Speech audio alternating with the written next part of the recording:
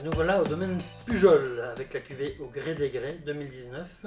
Assemblage de Syrah, 80%, cépage majoritaire, et complété avec du Carignan et du Grenache. Alors, au niveau de la dégustation, une belle robe pourpre soutenue avec des beaux reflets violacés, signe de jeunesse dans les vins rouges.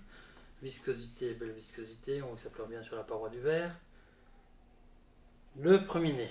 Alors, le premier nez. On a des arômes un petit peu fruits noirs, bien sûr, un petit peu mûrs, un petit peu sureau, presque une touche de myrtille, je dirais. Avec des notes. On a des notes un tout petit peu fumées. Ouais, ça sent un peu la coine de lard ou la vieille cheminée, mais quelques notes, hein, c'est omniprésent.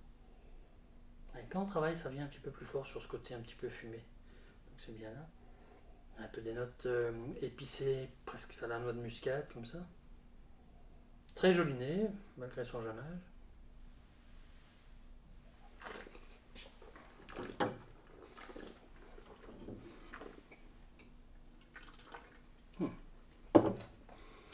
Au niveau de la bouche, pour ceux qui ne connaissent pas encore, et pour ceux qui connaissent, on a vraiment la signature du domaine Pujol. Donc un vin très gourmand, très facile en bouche, avec ce qu'il faut d'acidité, qui apporte de la légèreté, pas d'agressivité. Il y a une superbe matière, on a une bouche qui est un peu chaude, hein, il y a un peu de soleil, il y a un petit peu d'alcool quand même. Quand on travaille la rétro-olfaction, c'est d'une finesse extraordinaire sur des notes un peu olive noire, un peu d'olive noire, presque un petit peu goudron aussi. On a cette touche un tout petit peu balsamique et alors beaucoup de fruits. Ce côté pas cerise, non, c'est peut-être plus sureau ou myrtille, un petit peu comme je le disais tout à l'heure. En tout cas, c'est très très gourmand, c'est très facile à boire, très agréable. Donc au niveau du potentiel de garde, c'est déjà très plaisant à boire maintenant. Je pense sincèrement que dans 6 mois, ça sera beaucoup mieux.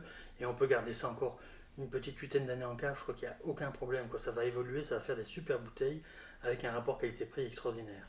Donc ça, c'est un vin qu'on peut marier avec des mets moyennement corsés, mais ça peut aller de la grillade au barbecue si on sert le vin un petit peu frais, au plat de gibier avec des sauces fruits noirs ou des sauces un petit peu plus relevées ou des sauces poivrades.